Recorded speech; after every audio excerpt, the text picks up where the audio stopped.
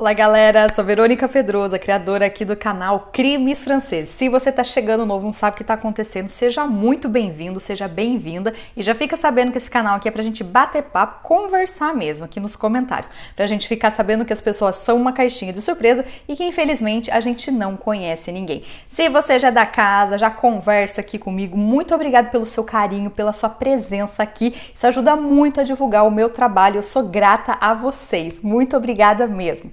O caso de hoje é um caso que aconteceu no ano de 2011, numa cidadezinha lá no norte da França, a 300 quilômetros de Paris, chamada, tive que escrever no papel porque é difícil, Tucnio. É uma cidadezinha que fica perto do país Luxemburgo e hoje é a história do David Tarcy. Esse tipo de crime eu não costumo contar aqui no canal, porque é crime que envolve um pouco de mistério, sobrenatural, essas coisas que a gente não entende, mas eu achei muito interessante pela forma com que o cara foi julgado. Eu não conto muito esse tipo de coisa porque eu tenho um pouco de medo dessas coisas que eu não conheço, então eu não conto muito esses casos de mistério, sobrenatural aqui no canal. Não é a minha vibe, mas como eu achei interessante, né, pelo lado psicológico e tudo mais, eu trouxe aqui pra vocês e a gente vai conversar nos comentários.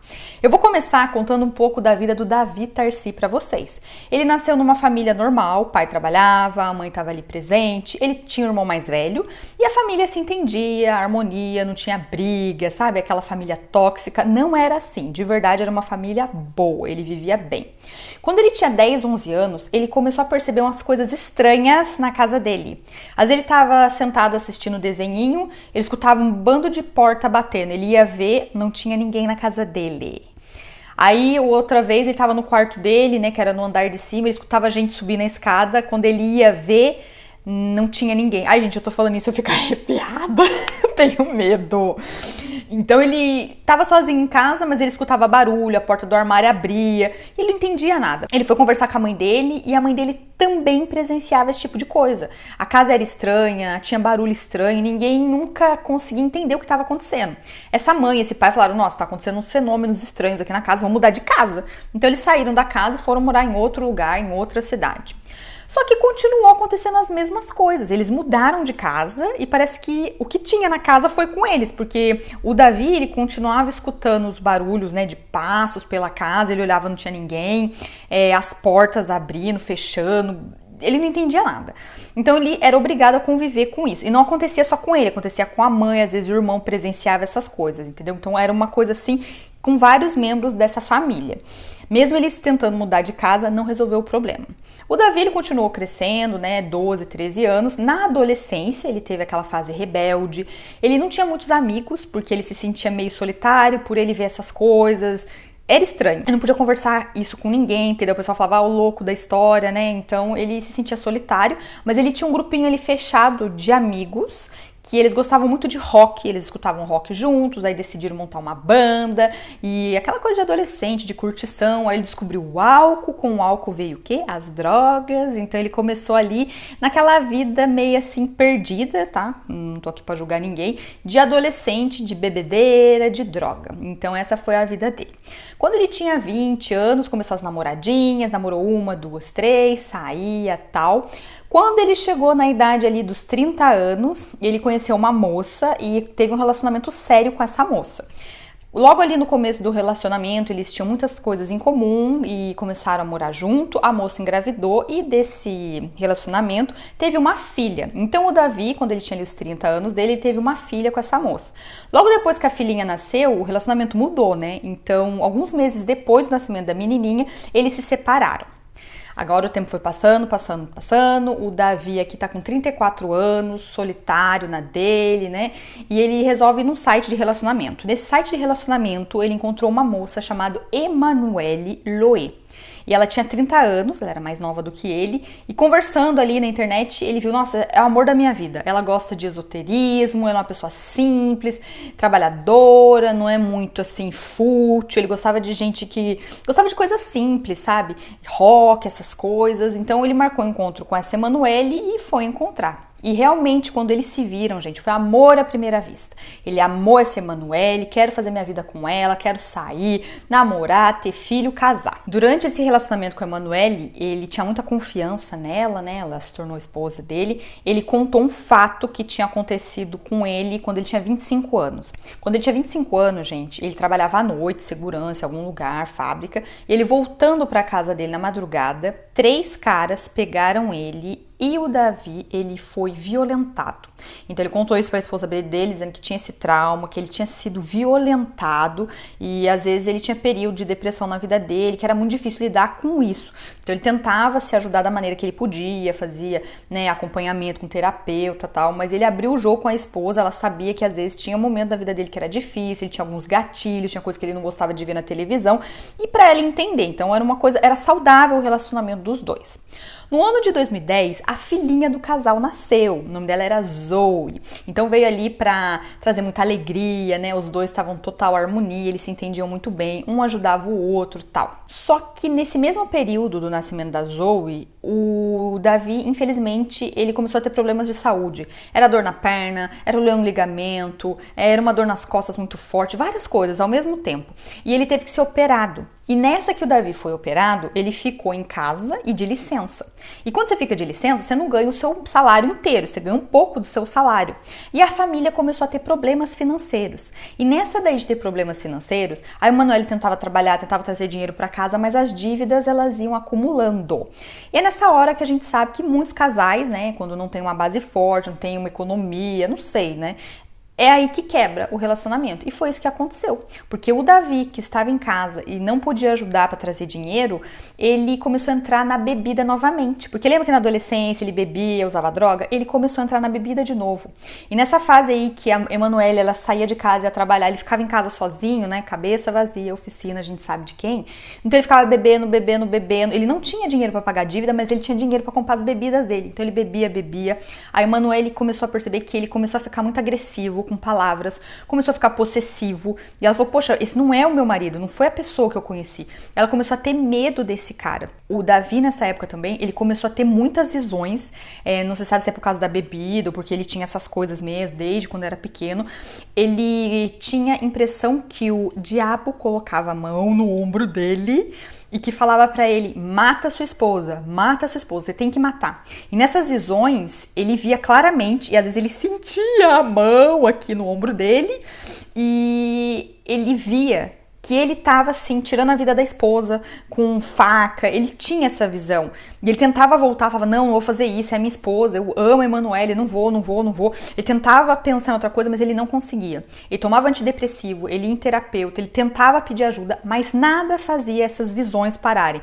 Volta e meia, 2, 3, 4 vezes na semana, ele tinha essas visões dele matando a esposa dele. No dia 4 de junho de 2011, todo esse período aí de visão, ele estava perdido, tomando remédio e bebida ao mesmo tempo. Ele tinha jantado com a esposa dele. Nesse dia, a filha do primeiro relacionamento sério dele estava na casa. Ela tinha 6 aninhos na época, essa menininha, primeira filha do Davi.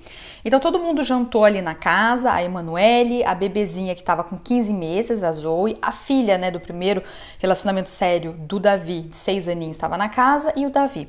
Todo mundo jantou junto, tranquilo. O Davi resolveu tomar umas bebidinhas, mas não muita, ele não estava alegre, nada. Então depois ali da janta ele sentou, tomou 1, 2 copinhos de alguma bebida alcoólica. A menininha de 6 anos foi dormir no quarto dela e a Emanuele pegou a bebê de 15 meses e foi dar uma mamadeira para pôr a criança para dormir. Nessa hora, o Davi, ele estava sentado e ele teve a visão. Só que dessa vez foi muito, muito forte e ele não pôde se conter. Nessa visão, ele escutava assim, se você não tirar a vida da sua esposa hoje, você não vai tirar mais. Para de ser covarde, faz hoje, faz alguma coisa, você tem que matar essa mulher, mata logo, mata. Ele levantou, minha gente, e ele foi indo ali para a cozinha, viu a esposa com a bebê no colo, começou a agredir a esposa, essa esposa caiu no chão e a esposa tentava defender a bebê de 15 meses. E ele bateu, ele estava fora de si, bateu na esposa, chutou ela caída no chão, Ele simplesmente não parava. Ela queria defender a bebê, não conseguia. Era muito chute, muito golpe. Ele tinha uma faca na mão, começou a esfaquear essa esposa. Ela já caída, o bebê já estava de lado. Ele foi para cima da esposa, arrebentou ela com um bando de golpe de faca, muitas facadas. E ela ficou ali agonizando no mar de sangue. Foi muito, muito sangue, foi muito cruel. Enquanto ele estava vendo todo esse sangue, parece que ele ficou assim em êxtase, uma animação bizarra. Ele pegava o sangue, fazia cruz ao contrário na parede e colocava sangue com cruz, uns símbolos bizarros na parede. Depois que ele viu que a esposa estava ali agonizando no chão, ele viu a bebezinha de 15 meses ao lado. E o que ele fez? Ela tem que ir embora também. Ele estrangulou essa bebê de 15 meses, inocente nessa história, minha gente. Depois, para ele ter certeza que ela tinha perdido a vida, ele deu facadas no corpinho dessa criança de 15 meses. Depois a mesma coisa, muito sangue. Ele na euforia do sangue, pegou o sangue e fez os símbolos bizarros na parede que ele estava fazendo. E ele teve uma ideia. Ele viu que ele estava ficando muito excitado com o sangue, era muita excitação para ele, uma excitação bizarra. Ele pegou o corpo da esposa, levou para a sala. Ela estava agonizando, gente, realmente aquele fiozinho de respiração, perdendo a vida. Ele tirou a roupa dela, abusou da esposa e depois deixou ela lá para morrer. Do nada, ele lembrou que a filha de 6 anos estava na casa. E sabe o que ele fez? O próprio pai, ele foi até o quarto dessa menina de 6 anos, gente, abusou dessa menininha e depois ele foi para a sala, deixou essa menininha sozinha no quarto. Ele não matou a filhinha dele, a primeira filha de 6 anos. Ela foi abusada e ficou lá em pânico, tadinha, sozinha nesse quarto. Imagina o sofrimento dessa criança de 6 anos. E ele foi para a sala, tentou tomar altas doses de medicamento e apagou. Como os vizinhos, eles tinham escutado assim barulho nessa noite, no dia seguinte a casa não foi aberta. E normalmente, né, a Emanuele ela abria a janela. Então, quando nada foi aberto e os vizinhos tinham escutado os gritos, no dia seguinte os vizinhos ligaram para a polícia dizendo: "Olha, a gente escutou grito, agora a casa está fechada, acho que alguma coisa aconteceu". E a polícia chegou até o local. Eles foram até a casa da Emanuele e do Davi. Quando a polícia entrou na casa, eles viram uma cena de terror. Eles encontraram o Davi na sala, que estava inconsciente, mas estava com vida, porque ele estava respirando. Sangue para tudo quanto é lado. Uma cena assim de filme de terror. Encontraram a menininha no quarto, extremamente assustada e traumatizada. Claro que eles tiraram essa menina da casa da maneira que eles puderam para ela não ver nada, tadinha. Levaram ela para um local seguro, pegaram o otário do Davi, né, esse sangue ruim, e levaram ele para um hospital para estar se recuperando. Depois que ele se recuperou, delegacia direto e ele foi interrogado. No interrogatório, ele falou de cara que sim, eu matei minha esposa, eu matei a minha filha de 15 meses, mas eu estava possuído pelo demônio. Era o capeta, era o diabo, não era eu não.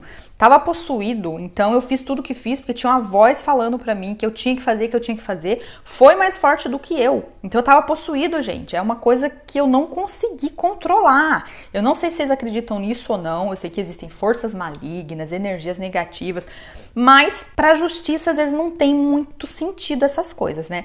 Ele ficou preso porque ele confessou e é óbvio que vários exames psicológicos foram feitos. Nos exames, gente, não deu nenhuma doença mental, nenhum problema psicológico, ele não tinha nada e ele estava consciente dos atos no momento do crime. Então ele sabia o que ele estava fazendo, porque às vezes tem essa historinha de discernimento alterado, estava numa outra dimensão, numa outra realidade. Ele não tinha nada disso, ele estava consciente, então ele sabia o que ele estava fazendo. E várias vezes ele falou para a polícia que ele se sentia excitado quando ele via esse sangue. Ele via sangue, ele ficava excitado e ele queria ver mais e mais sangue. É claro que depois de todo o interrogatório que ele contou os detalhes, ele ficou preso esperando um julgamento. O julgamento desse cara aconteceu em abril de 2015 e no julgamento todo mundo estava revoltado porque era muita crueldade, era um bebê de 15 meses, era uma mulher que era do bem, não tinha pedido nada, ela não era violenta, não gostava de discussão, ela sempre baixava a bola, então ninguém estava acreditando o que estava acontecendo. Ele, no julgamento, Davi, ele respondia todas as questões, dava detalhes de uma maneira neutra e fria.